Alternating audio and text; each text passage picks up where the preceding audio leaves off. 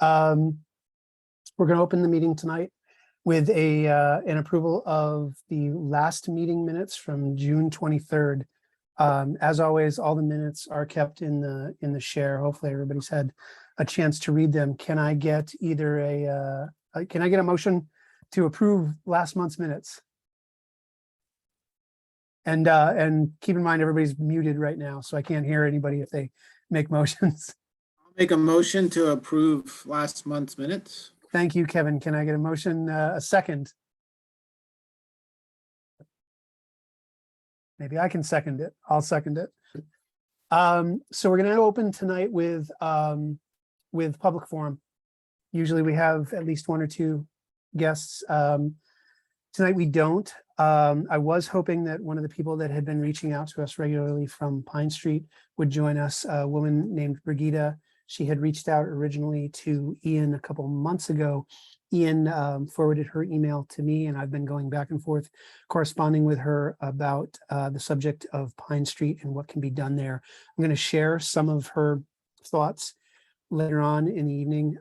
I've got a deck with some of the agenda items in it around the Pine Street traffic calming, and Ian's going to chime in on a couple on a similar subject as well.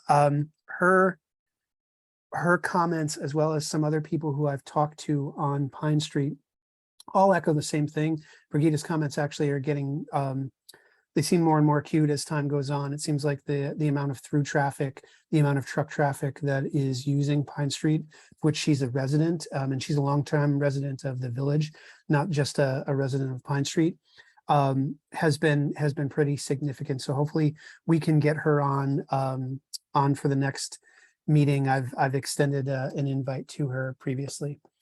So we'll start off then, agenda item 3, mission statement discussion. I'm going to shift over to host disabled participant screen sharing. Ian, if you're listening, if you could open screen sharing for me.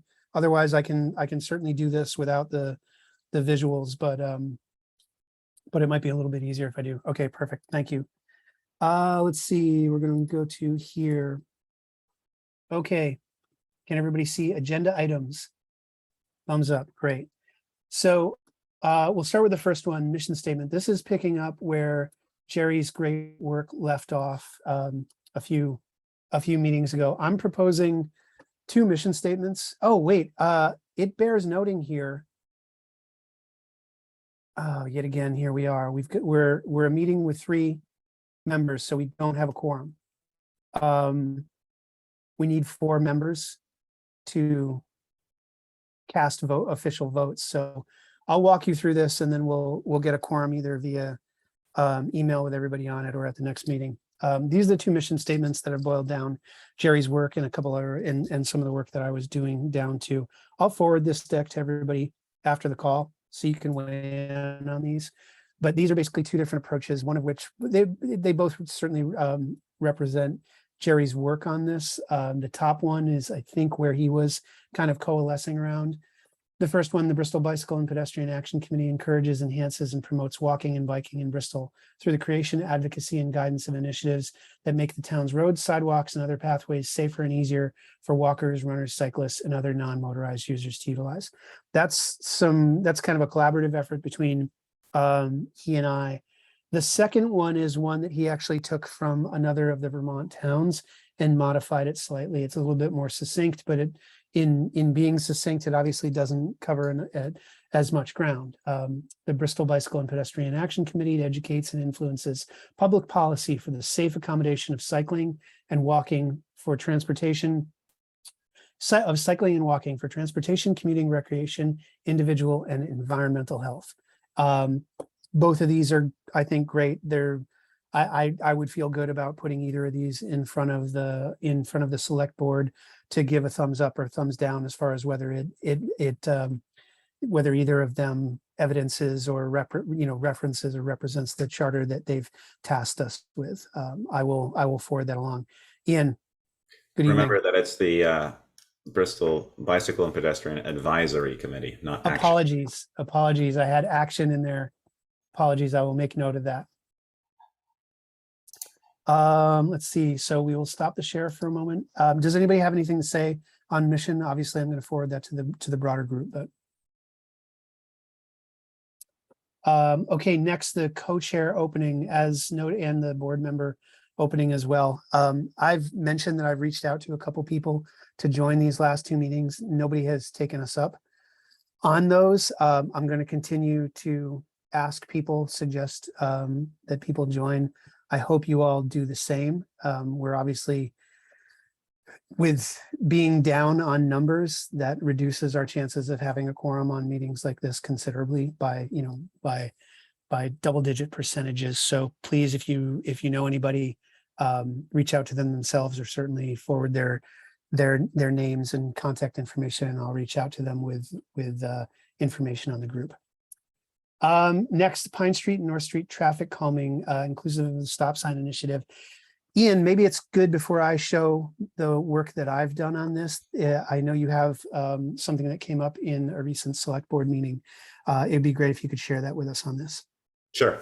So it was a couple meetings ago. We were talking about the cost of the striping for North Street and Pine Street. And as we sort of talked about that more with Eric Coda, and he was under a particular deadline or wanted to get that moving with the company that's going to do it, the question came up and there was more discussion by the board of the actual execution of this on Pine Street. North Street isn't an issue because of the size and because of the type of striping that's being done, but Pine Street is considerably different. And so there was concern by a number of the members that by going ahead with this right now as it was, that it would cause great confusion to motorists on that street. And I say I have to agree with that.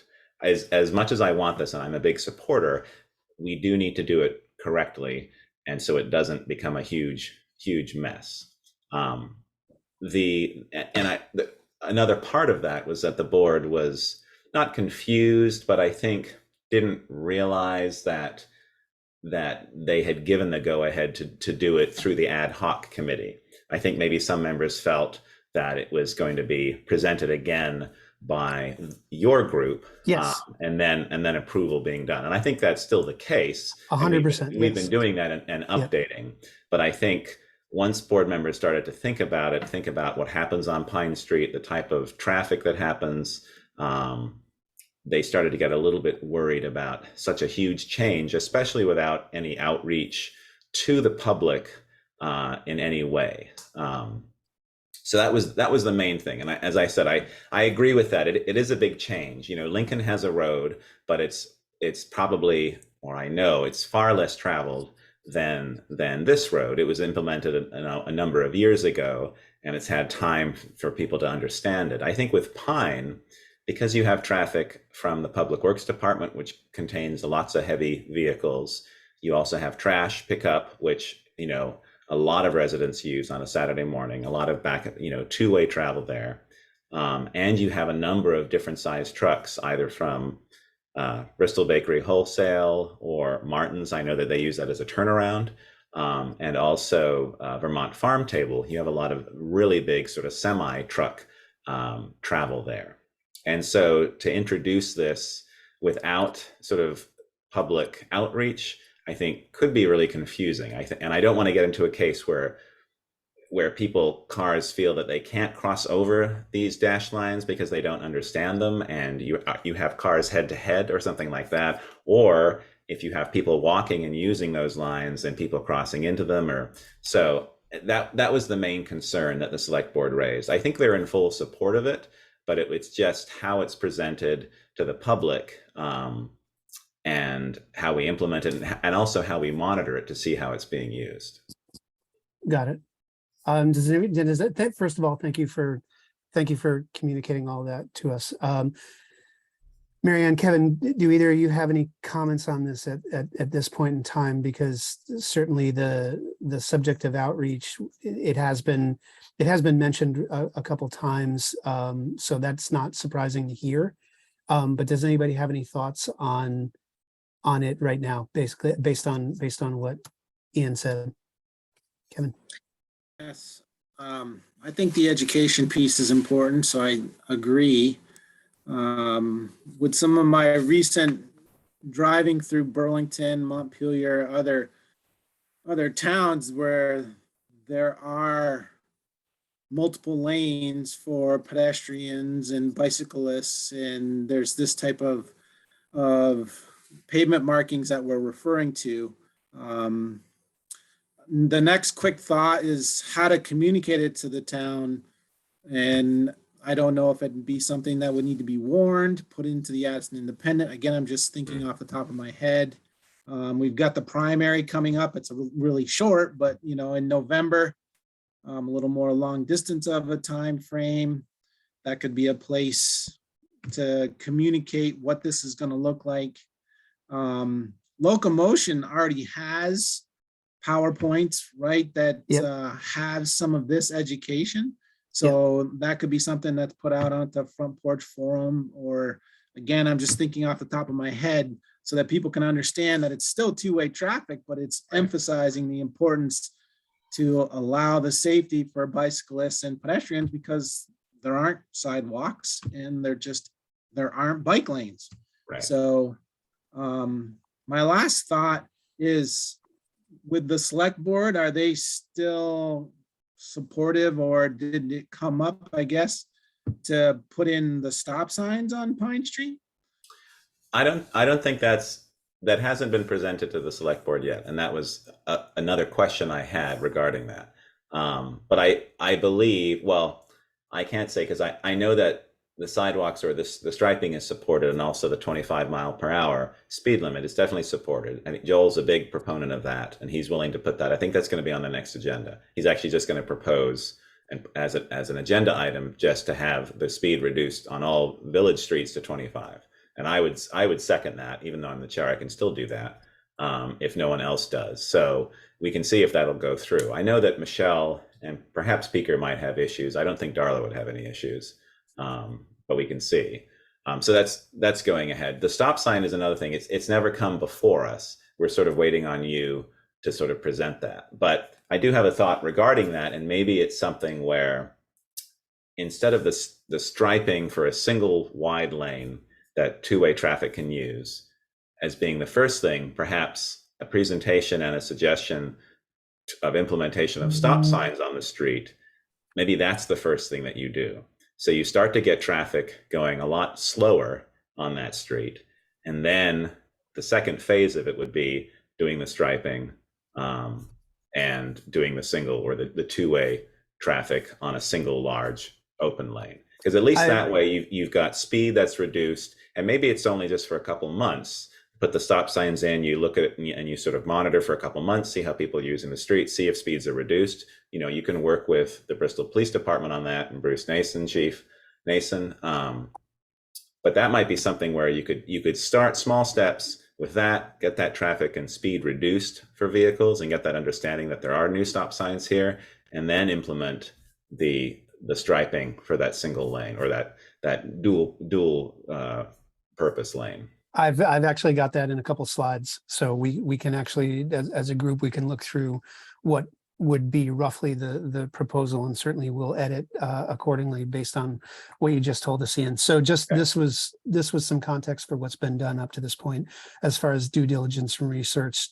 Jerry again spearheaded so much of this, and then both educated us and passed on all the information, reviewed best practices and suggestions, and all the material from other communities, from local motion, from a variety of different sources. Even the Tri-Town bicycle loop had information that was very either directly complementary or pretty much overlapped a lot of what we were seeing in some of the other material. Second, we've walked and measured and observed Pine Street numerous times, visited various communities, including Burlington was the one that I spent the most time in, and walked the entire length of Pine Street, which has virtually every flavor of this type of line and other types of lines on it. The majority of which would vastly overserve what we're trying to do on Pine Street. Therefore, obviously Pine Street in Burlington is a much more complex thoroughfare there. But that said, it's interesting to see how in certain areas it is effectively exactly what we're talking about, which is an overall like kind of a share the lane style demarcation. The only difference being that Pine Street in Burlington obviously has always been a street that's divided by a yellow line. So traffic's been demarcated there very differently than our own Pine Street. Visited South Lincoln Road in Lincoln. I've got some photos of this just so everybody sees it. It is obviously a much wider road, and B, as Ian notes, the Lincoln roads are certainly less traveled, but it is a road all the same without a center dividing line. And so this has a kind of a practical kinship with what we were thinking as far as something that, and you'll see this in a second, something that would be less invasive. It's got a design language that people are familiar with as far as the rules of the road and how to deal with broken lines. Also took community input from a number of Pine Street residents, some of which you're going to see on a slide coming up. So quick reference, here's a couple shots of the South Lincoln Road in both directions. I measured these because in a previous meeting, in fact, in a couple meetings, it came up, some of the best practices we saw had these pedestrian and bike lanes being 5 feet wide. And as we know, at its maximum, our Pine Street is only 22 feet wide. So you're talking about basically reducing the center to 12 feet, which if that was an actual traveled lane, you'd have to have a sign on it that says lane width narrows to 12 feet. So it just so happens that the South Lincoln Road lines are 3 feet from the edge of the pavement to the very inside of the painted line, not the outside. One other shot here, you can see a car coming down the road. So the suggestions that I was going to bring to the group, and then that we would then, as Ian notes, bring to the select board, which we can of course amend, are to use broken white lines. We had discussed everything from art in the lines. We had looked at green painted lanes and things of that nature. After looking at any number of different things, I think the least invasive and least confusing would be a classic broken white line here. It's the kind of thing that somebody's not going, if it's not solid, obviously it telegraphs that it can be crossed. As noted, 3 feet from the inside edge to the pavement edge. I think that's the minimum we can really get away with. That's going to be tight. Like two people walking next to each other don't walk 3 feet away from each other. They typically are going to walk a little bit farther away, but this at least gives, gives people, especially cyclists and pedestrians who are walking alone or in line, it'll at least denote some safe space for them. Obviously, the lane width is going to vary slightly as the road width is variable. Definitely more variation towards the town, from the town garage to Maple Street, and less variation in width from Maple Street to North. Another suggestion is, just as was noted earlier, stop signs we would love to propose, especially based on commentary from Pine Street residents, inclusive of but not exclusive to Brigida. She's just been the most passionate and vociferous. But we would love to propose stop signs on all Pine Street intersections. Start there and see what the select board would approve, because there will be nothing that calms traffic more on Pine Street than having stop signs on it.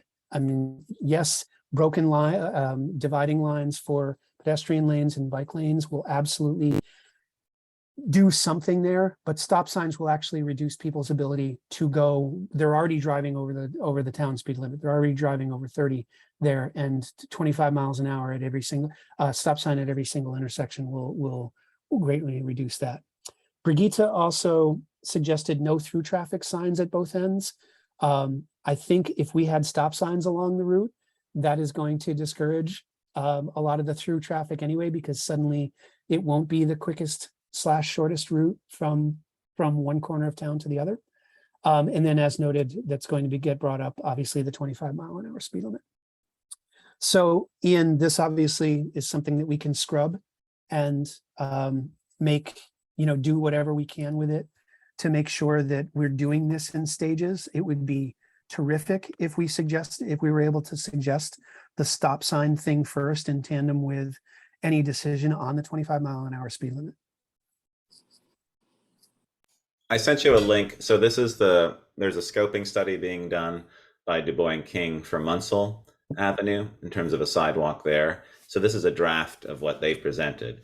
And not that you need to do something as detailed as this, but anything that you can do that's visual is going to help the select board, I think, approve something or at least have a much better understanding. So the way that they've presented this is obviously very detailed because they were paying them, a chunk of money to do this. Yep. But I think you do need something like this. Like you can have your bullet points, but if you can demonstrate, especially with what Kevin said about other streets, not just Lincoln, because Lincoln is a different animal, I think, to this street just because of the amount of traffic. Yep. Have examples from other larger cities like Burlington, and show the green, show the broken line striping, things like that, and just so you're able to demonstrate. And I think all that'll help, especially not just presenting to the select board to get approval, but also just to present to the public so they have an understanding. And the same should be said for the stop signs. I'm willing to help because I can Photoshop stuff and mock up things. So,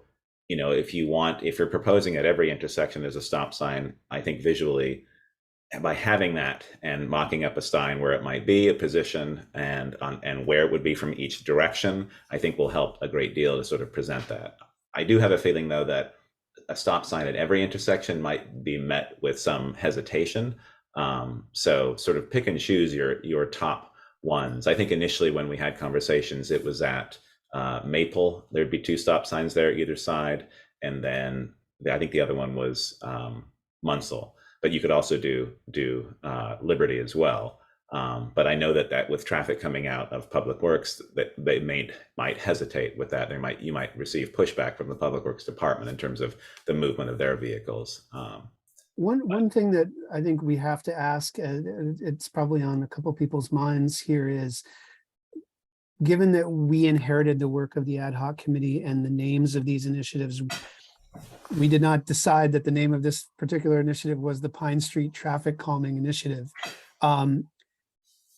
Is there any kind of leaning towards I don't want to read between the lines, but are some people, and note the Public Works Department, how friendly are we intending on making Pine Street to continued traffic?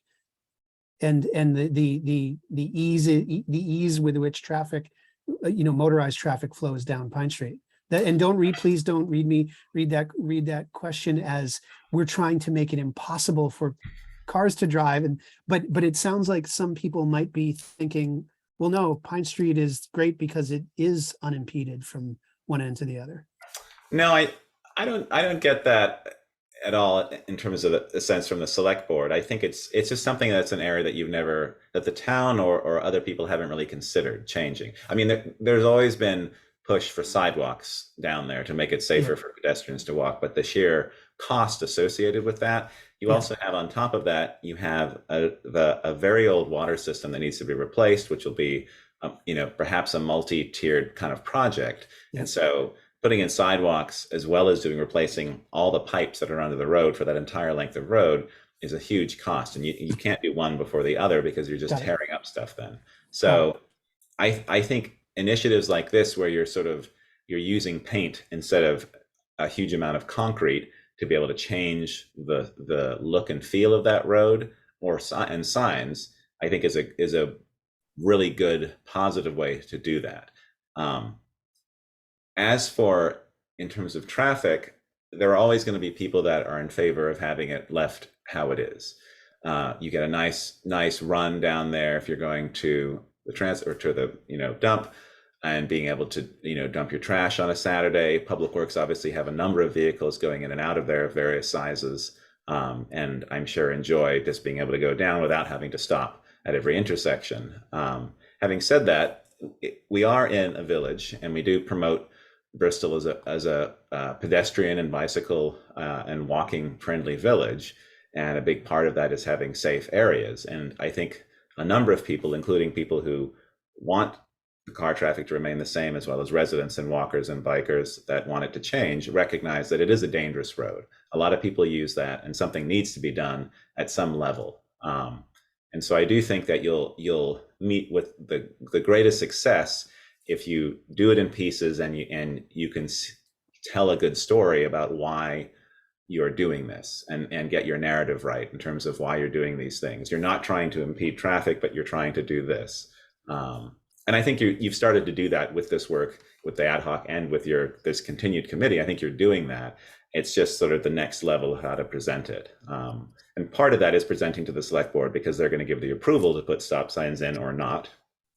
I think the line striping has been approved and the select board is expecting that to happen. It's just, they got a little bit hesitant actually committing to it and thinking like, oh, okay, no one knows about this. If we suddenly, like, you woke up the next day and you had these striped lines on your street, or you started to use it and you knew nothing about it, they were just really concerned, especially, any number of drivers could go down that road and might be very confused. So at least if you do sort of due diligence in terms of reaching out, presenting this information to the public, and you have time for that to sort of, soak in to the consciousness of people around there, I think you'll meet with greater success.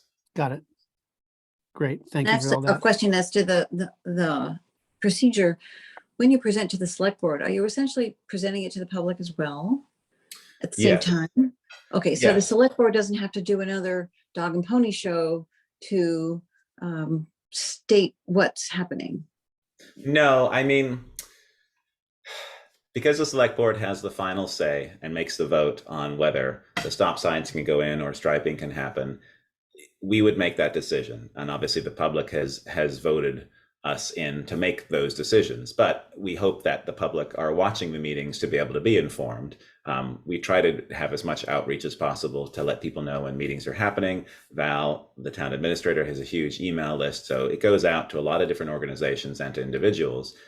Having said that, our attendance is still pretty low, or very low in terms of meetings. People just don't have the time, but it is recorded by NEAT and it's on YouTube. So it is an accessible public document, but we wouldn't do an additional sort of outreach. We would expect your committee to do that if you felt that was needed. And we might suggest that. We may say, look at that, look at all the imagery, agree with the stop signs, but say, okay, we'd love to see this presented and have a little bit more public outreach before it's implemented, just so we're setting up the expectations of what's going to happen.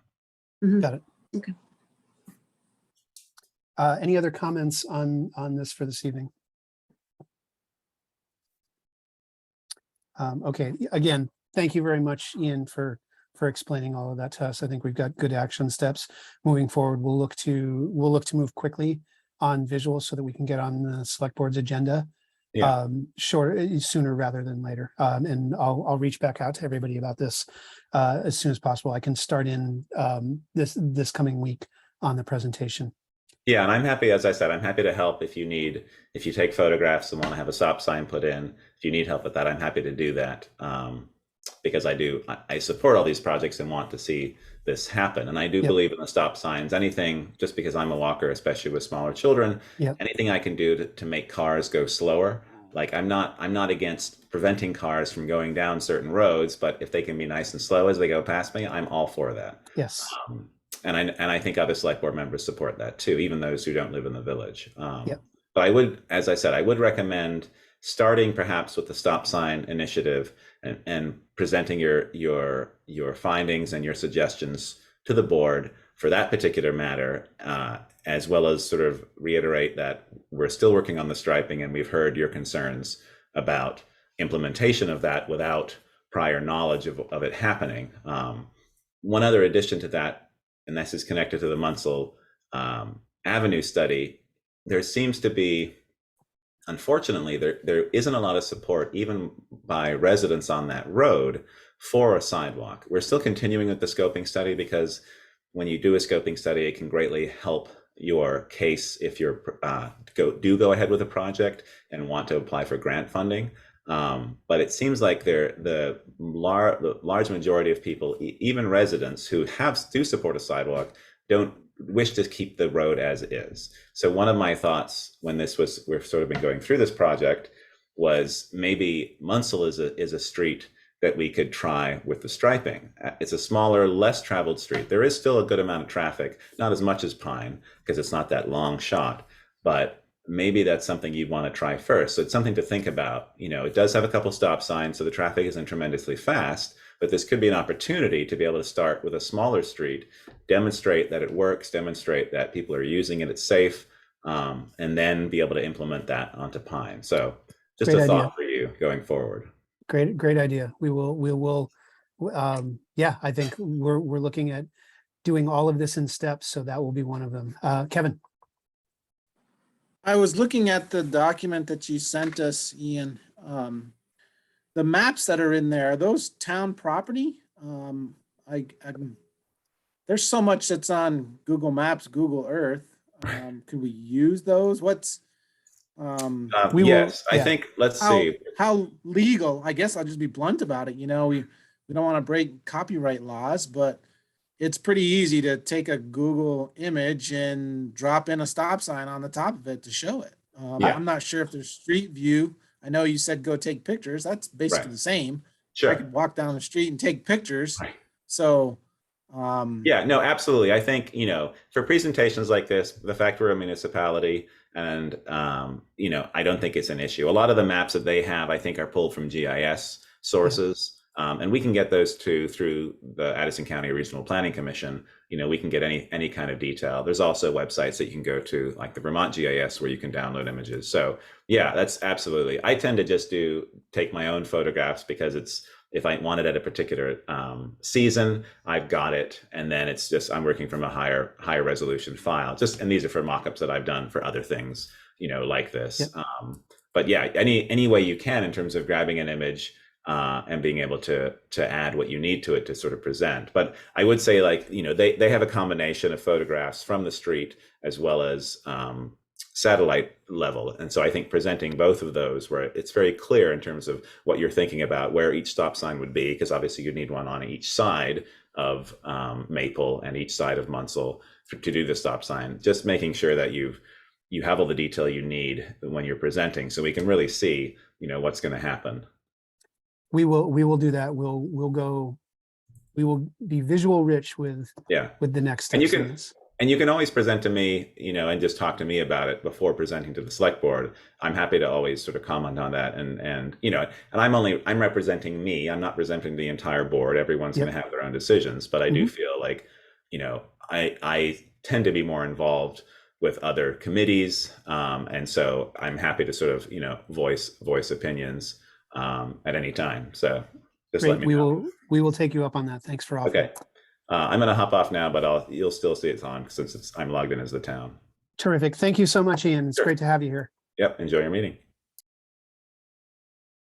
while he's Okay. doing that, something that I just think of is if we're going to take pictures like that, what's the targeted time when there's the most people? So it's a representation of the greatest concern or the concern.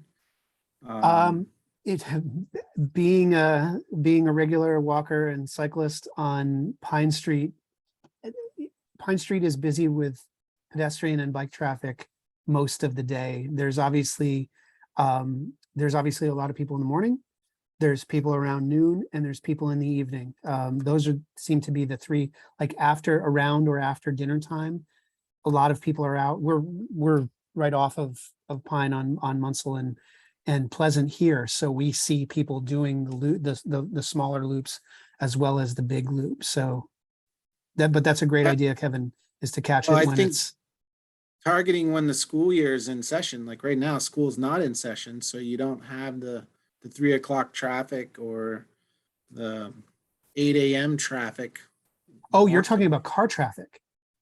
Right, or just the combination of a Yeah. picture showing cars managing the pedestrians. Yeah. Or the bikers, that just to show we can fabricate that and create that and put a car image in there, but a real image. Yep. And just wipe out the license plate number, block that off, so we're not putting association to who that driver is. One thing we also might want to do to that end, we're talking about some kind of empirical evidence here, is I wonder if Chief Nason, because he's obviously placed those portable speed limit signs, the radar cameras on most of the streets in Bristol. I wonder if he has any data that those collect as far as like what the average speeds are. Like I'll reach out to him and ask him, because that would be great information to have, to see how fast people are going on Pine Street, especially, around Bristol Works there, where cars have a good head of steam coming from North Street. I agree. I think it's a good I'll point. reach out and ask, I'll reach out and ask him that.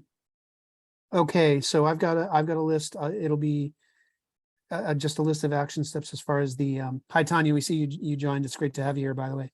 Hi, sorry for being late. No problem. It's great to have you. I'll get a list of action steps relative to presenting a phased approach to this for the select board. We'll circulate it. It's great that Ian commented that he'd be willing to go over that with us prior to actually presenting it. Does anybody have any other comments on on this initiative before we move on? So now we're into other business. I've got a couple things, but I'd love to hear if anybody else has anything to speak to before we move on to that. I just want to let you know that I too am versed in Photoshop and all things photography. So if you want to reach out before you want to do this fancy presentation, I'm available. Thank you. It's nice that there's so many Photoshop people. I happen to have been in the graphic design business for the last 25 years. So Oh, no kidding. I'm in decent shape with that, but Okay.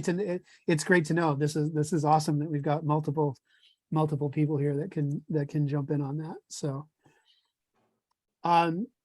So other business, I had a couple things related to this, but obviously thinking in terms of a phased approach, we had discussed a few things along the way back in some of our earlier sessions, one of which was attempting to turn the Plank Road intersection there into potentially a four-way stop.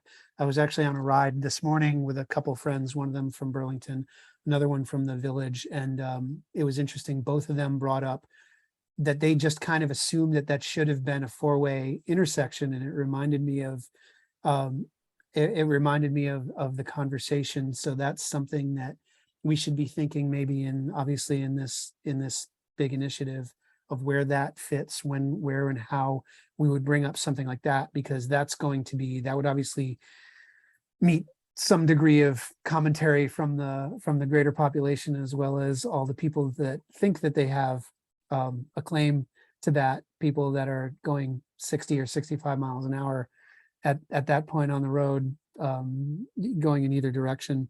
Another one is I've spoken to the gang at Cool Motion Sports, and they brought up a couple interesting things for us to put in the back of our minds. One is obviously the bike lanes, the shoulder between town and the road up to Lincoln, the town in Rockydale it's there, but it's very narrow. The bike lane there is very precious in its dimensions, and as we all know, traffic there it's serious business at that point, especially as you get out past the Lord's Prayer Rock. Once you're beyond there, you're kind of out where the dragons live as far as the dangers are concerned.